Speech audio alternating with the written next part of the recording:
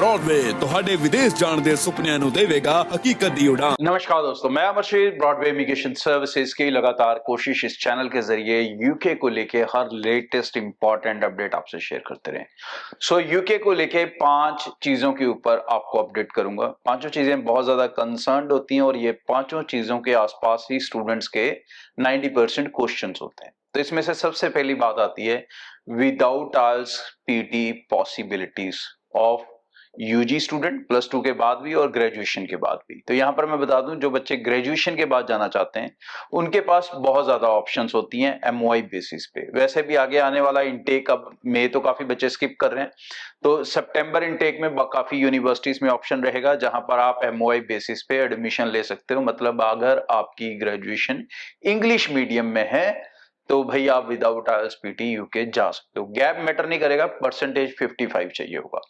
10+2 students की बात करें तो जो student CBSE ICSE board pass out हैं और उनके 70% इंग्लिश सब्जेक्ट में हैं तो उनको भी काफी सारी ऑप्शंस मिल सकती हैं। ओवरऑल 60% साथ में होने चाहिए। गैप अलग अलग यूनिवर्सिटी का अलग अलग है। ज्यादातर यूनिवर्सिटी सिर्फ 2 साल का गैप लेती हैं और काफी कुछ यूनिवर्सिटीज 3 से 4 साल तक का भी गैप एक्सेप्ट कर लेती हैं।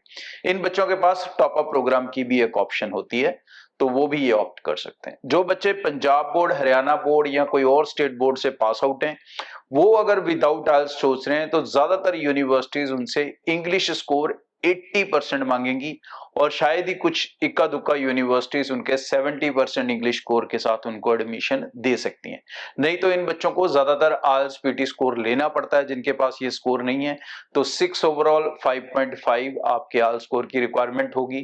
पीटी स्कोर की बात करें तो हर यूनिवर्सिटी का अलग अलग रहता है, but I would say averagely अगर आपके पास 55 ओवरऑल एंड 53, 4, 5 कुछ भी ईच है तो आपकी पॉसिबिलिटीज आराम से यूके स्टडी वीजा की हो सकती हैं। टॉप अप प्रोग्राम के लिए पीटी स्कोर ज्यादा चाहिए होगा, 59 ओवरऑल एंड 59 ईच। अब ये था इसको लेके। दूसरा अपडेट है रिजल्ट पीरियड को लेके। तो रिजल्ट पीरियड को मैं बता दूं, बहुत सारे बच्चे गलतियां कर देते हैं। ये मैंने जनवरी इनटेक में भी देखा था, अब शायद मई में फिर वो बच्चे ऑनलाइन वीडियोस में आएंगे। तो भाई कई बच्चे ऐसी गलतियां करते हैं कि अपनी फाइल को प्रायोरिटी पे नहीं लगाते। प्रायोरिटी की फीस जरूर एक्स्ट्रा जाती है 60 हजार के आसपास, बट भाई उसमें ऑलमोस्ट 90% 95% स्टूडेंट्स का रिजल्ट 10 डेज के अंदर अंदर आ जाता है। कुछ का तो 2 दिन 4 दिन में भी आ जाता है। और रेयर केस है अगर कोई इंटरव्यू होगा तभी आपका रिजल्ट लेट होगा 1-2 हफ्ते, नहीं तो नॉर्मली रिजल्ट अपने टाइम पे आ जाएगा। सितंबर में खासकर बिना प्रायोरिटी के फाइल ना लगाएं क्योंकि बहुत ज्यादा फाइल्स का रश होगा और अगर आप नॉर्मल जर्नल कैटेगरी में फाइल लगाएंगे तो उसके डिले होने के चांसेस बहुत ज्यादा होंगे। ऐसी कोशिश आप तभी करें अगर आप अपनी क्लास स्टार्ट होने से 2 महीने पहले अपनी फाइल को जमा कराने जा रहे हैं तो आप उसको जर्नल में लगाने की सोच सकते हैं। तीसरा इंपॉर्टेंट पॉइंट है स्कॉलरशिप्स को लेके कंसर्न होता है। तो ये कंसर्न सिर्फ एक स्टूडेंट का नहीं होता, सभी स्टूडेंट्स का होता है। सब स्टूडेंट्स की कोशिश होती है कि कम से कम खर्चे के अंदर, कम से कम फीस के अंदर हम अपनी स्टडी को फॉरेन में कर सकें। तो भाई इसके लिए सबसे पहली मेरी एडवाइस है फर्स्ट कम फर्स्ट सर्व। जो सबसे पहले अप्लाई कर लेगा वो स्कॉलरशिप्स की ऑप्शन से ज्यादा ले लेगा। जो जितना लेट आएगा उतनी स्कॉलरशिप्स की ऑप्शंस कम होती जाएंगी, सीट्स खत्म होती जाएंगी, तो डेफिनेटली फिर पढ़ाई भी महंगी होती जाएगी। तो अगर आप चाहते हो कि सस्ती यूनिवर्सिटी में जाना है या ऐसी यूनिवर्सिटी में जाना है जहां पर ज्यादा स्कॉलरशिप मिल सके तो भाई ये राइट टाइम है आपका अप्लाई करने का, क्योंकि इस समय सितंबर की सारी यूनिवर्सिटी सारे कोर्सेज ओपन है। चौथा अपडेट है स्पाउस एप्लीकेशंस को लेके। स्पाउस को लेके जो स्पाउस एप्लीकेशंस पे जाना चाहते हैं, परिवार के साथ जाना चाहते हैं और विदाउट आइल्स जाना चाहते हैं तो उनके लिए ऑप्शंस बहुत कम है।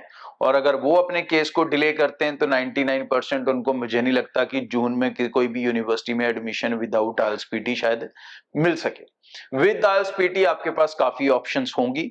आइल्स की बात करें तो आपको चाहिए होगा 6.5 ओवरऑल 6 ईच। पीटी स्कोर की बात करें तो 64 ओवरऑल विद 59 ईच। इसका कारण, ये जो प्रोग्राम होते हैं ये रिसर्च प्रोग्राम होते हैं और रिसर्च प्रोग्राम आपको जो है वो नॉर्मल एडमिशन प्रोसेस के थ्रू नहीं मिलता, उसका प्रोसेस भी लंबा होता है। तो भाई इसके लिए आपको एडवांस एप्लीकेशन को चलाना भी बहुत ज्यादा जरूरी होगा। And last point is funds show करने जरूरी हैं।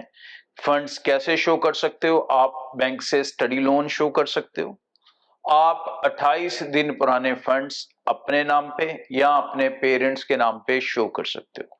कोई इनकम प्रूफ की रिक्वायरमेंट यहाँ पे नहीं होती।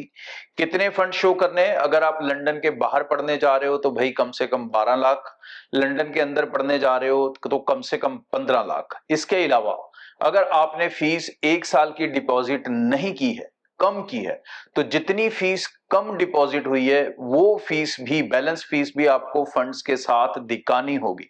तो इस हिसाब से कई बच्चों की जो फंड रिक्वायरमेंट है वो 18 से 20 लाख तक चले जाती है। तो भाई अपना बजट इसके अकॉर्डिंग प्लान करें, अपने खर्चों को पूरे अच्छे से समझें, ब्रॉडवे टीम को मिल लें, क्योंकि ब्रॉडवे से अप्लाई करेंगे तो एक और बेनिफिट आपको मिलेगा। वो सबसे बड़ा बेनिफिट होगा कि आपको सारे पैसे देने होंगे वीजा लगने के बाद। Thank you. ब्रॉडवे ਤੁਹਾਡੇ ਵਿਦੇਸ਼ ਜਾਣ ਦੇ ਸੁਪਨਿਆਂ ਨੂੰ ਦੇਵੇਗਾ ਹਕੀਕਤ ਦੀ ਉਡਾਨ।